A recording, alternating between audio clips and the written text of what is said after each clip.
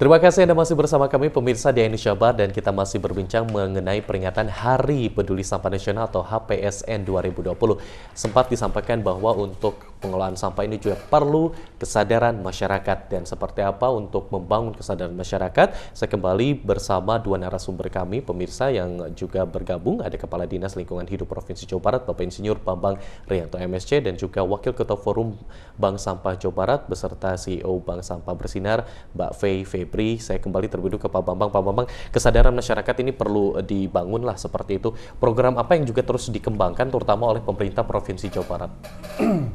Ya, yang pertama kita membangun sistem ya, yang membangun sistem seperti contohnya di Citarum nanti ya, di mana tadi ada anggaran besar nanti yang akan turun.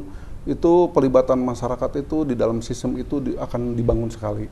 Jadi dari mulai di rumah kita akan bangun sistem supaya bisa diselesaikan di rumah.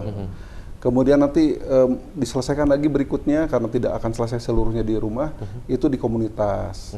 Nanti dari komunitas belum selesai juga residu-residu itu terakhir kita selesaikan melalui konsep kalau perlu teknologi gitu ya. Nah di situ kita ciptakan sebuah sistem yang melibatkan peran serta masyarakat. Bagaimana mengisinya itu diantaranya tadi ya sudah disampaikan Mbak Fei, salah satu metodenya dengan bank sampah misalnya gitu ya. Nah, kemudian kita juga melakukan sosialisasi, edukasi ke masyarakat gitu ya. Jadi kalau untuk edukasi kita tuh punya program sekolah di Wiyata. Ini sekolah yang berbudaya lingkungan.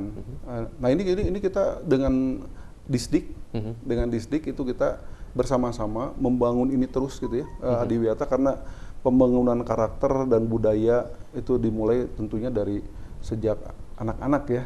Kalau jadi generasi ke depan itu harus lebih baik dibanding yang lalu yang sudah senior gitu, yang udah tua. Nah ini kita bangun budaya ke depan melalui sekolah-sekolah. Itu ya, Pak. Kemudian yang lainnya ya nanti kita menghimbau tadi ya, pemerintah itu semuanya melakukan program-program yang melibatkan peran serta masyarakat. Contoh saja itu yang tadi sudah disebutkan seperti Kota Bandung Kampisman.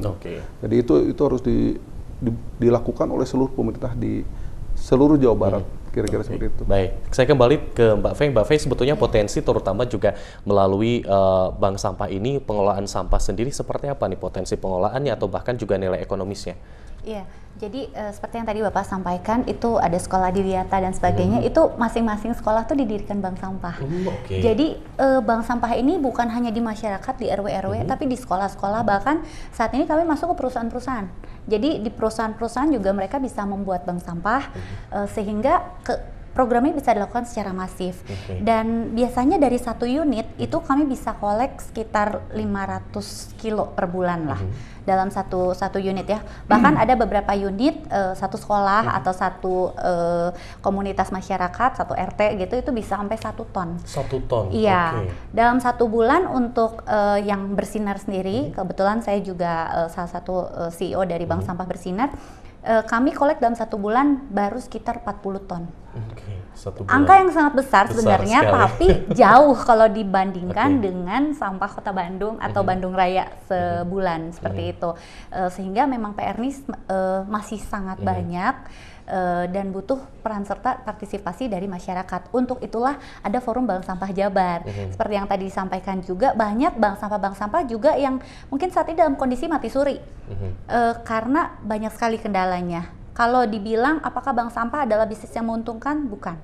Bank sampah bukan bisnis, tapi benar-benar adalah orang-orang yang memang punya komitmen untuk melakukan perubahan di masyarakat, gitu. Namun tentu gerakannya harus sustain, sehingga seperti yang tadi Bapak sampaikan butuh dukungan dari pemerintah sendiri. Nah, Forum Bank Sampah Jabar salah satunya memfasilitasi untuk teman-teman nih saat ini yang sedang kesusahan, ada kendala apa. Nah, di forum ini kita komunikasikan apa sih yang bisa kita lakukan supaya bank sampah yang lahir di masyarakat ini bisa hidup kembali, bisa aktif kembali. Apa masalahnya, apa kendalanya? Mungkin ada usulan dari bank sampah yang yang lain, atau mungkin kita bisa sama-sama membantu apakah ada CSR dari mana. Kita saling support lah intinya. Saling support ya? Ya, dan bank sampah ini sendiri sebenarnya di Jawa Barat ada hampir 2000-an gitu, tapi belum terintegrasi. Dengan adanya Forum Bank Sampah Jabar ini diharapkan semua yang ada di kabupaten kota, yang kecil-kecil semuanya kita bisa bareng-bareng sehingga Jabar Juara itu bisa terwujud gitu. Jabar Juara, Jabar bersih, dan dari sampah itu Jawa Barat bisa menjadi sebuah percontohan ya buat Indonesia. Ini cukup menakjubkan sekali. 50 kg ini per unit saja minimalnya lah kalau kita bilang ya. 500 kg per unitnya ya. Ini untuk satu unitnya cukup banyak sekali pemirsa untuk pengelolaan sampah ini. Dan juga melihat nih Pak Bambang di Hari Peduli Sampah Nasional ini, terutama dengan adanya Hari Peduli Sampah Nasional ini, momentum apa yang juga akan dibangun melalui Hari Peduli Sampah Nasional ini, terutama di tingkat Provinsi Jawa Barat? Ya. Pertama-tama mungkin kita kembali ke esensi dulu terkait dengan peringatan Hari Peduli Sampah Nasional ini gitu ya. Jadi saya pikir biasanya kalau kita memperingati sebuah hari, biasanya sesuatu yang menggembirakan kan gitu ya. Hari ulang tahun ya, hari kemerdekaan gitu ya. Nah, tapi kalau yang ini, kalau menurut saya ini adalah sebuah keprihatinan. Jadi ini harus menjadi sebuah refleksi gitu buat kita semua, bahwa kita memperingati sesuatu keprihatinan yang bahkan kalau buat masyarakat Jawa Barat, dan khususnya juga kita yang di Bandung Raya, kita lebih prihatin lagi kan kejadian atau terjadinya HPSN ini diakibatkan gara-gara apa yang terjadi 21 Februari tahun 2005 kan.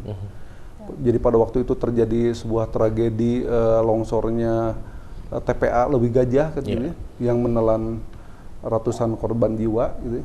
Ini menjadi sebuah tragedi dunia malah seperti ini. Nah, ini jadi peringatan ini harus menjadi refleksi. Ini 15 tahun yang lalu. Nah, apakah sudah menjadi pelajaran atau belum buat kita semua, gitu ya? Ya terutama kalau misalnya melihat kejadian ini kan adanya di TPA. Artinya ini menjadi renungan lebih banyak kepada pemerintah sebagai pengelola di tempat-tempat kalau sekarang kan istilahnya TPPAS lah gitu ya, atau TPST gitu, bukan TPA lagi gitu. Jangan sampai masih ada potensi-potensi kejadian tragedi-tragedi seperti itu. Apakah sudah aman? Saya pikir belum. Masih ada di beberapa daerah di Jawa Barat yang masih disebutnya TPA gitu. Yang sebutnya secara undang-undang sudah harusnya tidak. Nah itu jadi sampai ada beberapa di 1-2 daerah itu ya, yang namanya tumpukan sampah tuh hampir sama dengan sutet gitu ya. Udah berapa tinggi lantai gedung. Nah itu yang harus menjadi renungan gitu, jangan sampai terjadi lagi. Kemudian di HPSN ini ya menjadi momentum tadi ya. Itu momentum buat kita untuk lebih sadar dan memperbaiki diri, dan tentunya tidak hanya sekedar seremonial melakukan sebuah peringatan, tapi kita harus melakukan gerakan-gerakan ke depan yang lebih masif gitu di seluruh daerah, baik di pemerintah ataupun masyarakat, untuk lebih aktif. Kalau di pemerintah tentunya kan membuat program-program ya, dan strategi program-program dan penganggaran yang lebih baik, manajemen yang lebih baik gitu ya untuk masalah persampahan gitu. Bagi kami sendiri dalam peringatan ini memang ada beberapa kegiatan ya. Namun kita tahan dulu nih Pak kegiatannya, biar masyarakat juga penasaran. Ini nanti kegiatan seperti apa nih, terutama peringatan Hari Peduli Sampah Nasional ini. Namun kita akan jeda terlebih dahulu, pemirsa tetaplah bersama kami di iNews Jabar.